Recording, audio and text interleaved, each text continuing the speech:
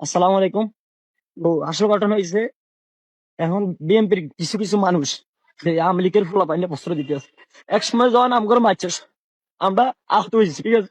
তো এক কথা হয়েছে, তারা এখন তাদের পক্ষ নিয়ে আমাদের গায়ে হাত দিতেছে, এখন কি মানুষের কাছে আমাদের নাম বিচার দিতেছে, আমাদের নাম খারাপ করতেছে, আমাদেরকে মারে, ঠিক আছে।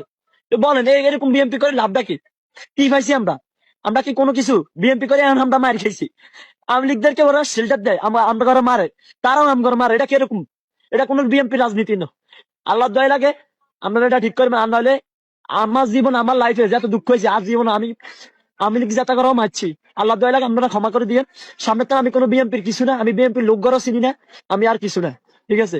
আসল কথা হচ্ছে, একসময় বিপদে যখন বিএনপির বিপদ ছিল তখন আমগো মতন কিছু পোলাবেনে বিএনপি দলটা আটকে রাখছে। বিএনপি মানুষের ঠিক রাখছে, বয়স দিয়ে দিয়ে পোলাবেনে ঠিক রাখছে।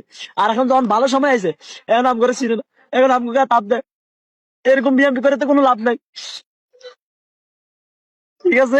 যাক, তাই একটা শিক্ষা হইলো জীবনে, এইটুকু বয়সে শিক্ষা হইলো।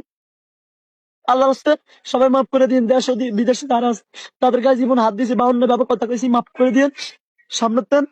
আর এদিনে যাইতাম না, এদিনে জড়াইতাম, দয়া করি মাফ করে দিন। আর বিএনপি করতাম না। শেষ।